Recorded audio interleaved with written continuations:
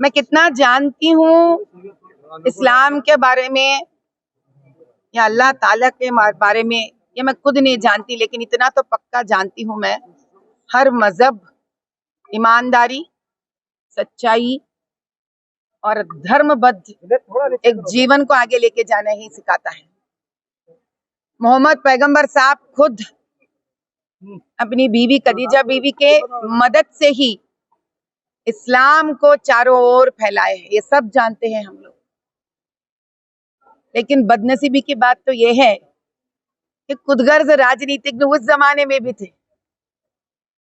पैगंबर साहब के इतने कोशिशों के बावजूद भी हम पैगंबर साहब को अपने लिए ज्यादा दिन रख नहीं पाए। और इसके बाद उनके खुद के बेटी फातिमा, जिनके नाम में ही माँ है, उन्होंने जिस दुख को देखी है कोई भी माँ को नहीं देखना चाहिए। मजहब से अतीत है ये बात। स्त्री ही जान सकती है उस कोख का दर्द क्या है। उन्होंने अपने बच्चों को इसीलिए नहीं खोया है कि वो बच्चों को जन्म देते वक्त कुछ समस्या थी। उन्होंने इसीलिए खोया है क्योंकि उस दिन भी यही खुदगर्ज राजनीतिज्ञ थे। उसके हवस हो गए उनके सारे बच्चे। पैगंबर साहब के लिए उन्होंने किसी को भी नहीं छोड़ा है इस्लाम को आगे बढ़ाने के। 1400 साल हो गए भाइयों और बहनों, 1400 साल हो गए। जरा ऊपर करके देखिए, आज भी ये पक्का छत नहीं बनता है हर साल। ये मुझे कहने की जरूरत नहीं है। ये खुदगर्ज राजनीति जो करते हैं लोग मजहब को नाम को लेकर, आज के दिन तो इसको खत्म कर दीजिए। अगर मेरे आवाज में सच्चाई है, आज मोहम्मद साहब को भी सुनना पड़ेगा, अल्लाह ताला को भी सुनना पड़ेगा ये बात। मैडम, एक सोशल मीडिया पे पोस्ट वायरल चला, आप जिब्रील से कांटेक्ट करें, क्या उसके ऊपर आपका क्या कहना है? आज मैं मुहर्रम पे आई हूँ भैया। ये जो तकदीर है ना, ये राजनीति के बारे में बोलने को मजबूर करता है क्योंकि इसमें गरीब का पैसा है।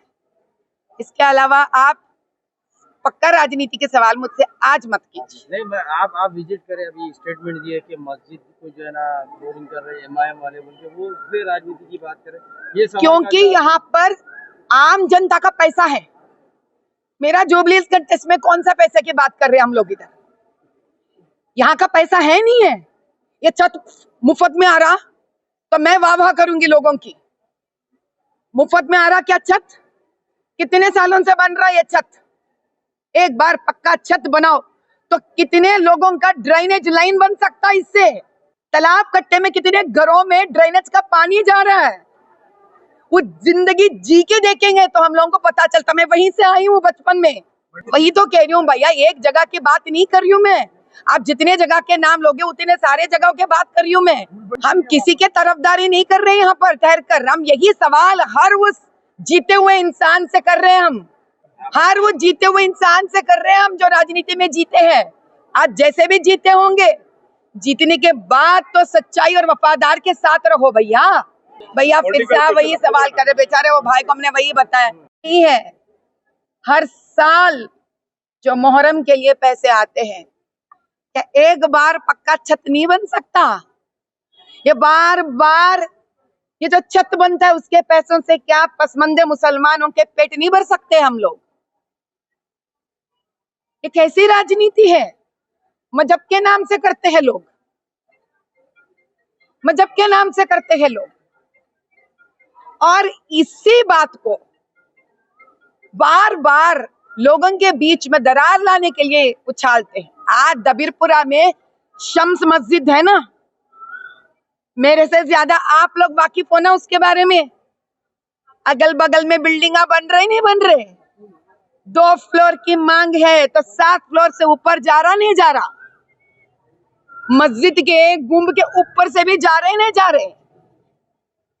क्या मस्जिद के वाले जो मुद्दीन है वो बार बार पूछ रहे ना कि मत करवाओ ये कंस्ट्रक्शन, मस्जिद में हम नमाज नहीं पढ़ पा रहे, अजान नहीं कर पा रहे। क्या किसी ने ये कंस्ट्रक्शन? एमएलए एमआईएम का, एमपी साहब एमआईएम का, कॉर्पोरेटर एमआईएम का। अरे भाई कुछ तो छोड़ो। वैसे मंदिर तो छोड़ता नहीं लोग, मस्जिद को तो छोड़ो आप कम से कम। अब ये तो सच्चाई है, कोई मुझे सवाल कर सकता कि मैं झूठ बोल रही हूं? अशूरा को 5 दिन बचे हैं, सिर्फ 5 दिन बचे हैं अशूरा। कहाँ है भाई हाथी हमारा? और यही धूल उठाने वाले कभी किसी को बताया? लखनऊ में जिस योगी जी को बोलते हैं सारे लोग कि मुसलमान के प्रति सही नहीं रहता है, वहां पर पहले मोहर्रम के दिन से हाथियां है, ऊंट है, घोड़े है। भैया ये राजनीति नहीं है, यह खुद गर्जी है। ये ना मुसलमानों के लिए काम करते हैं ना हिंदुओं के लिए काम करते हैं। ये मजबूर लोगों के उनके कंधों पर पैर रखकर ऊपर उठाते हैं अपने पक्के महल बनाने के लिए, लेकिन एक छत पक्का नहीं बनता यहाँ पर।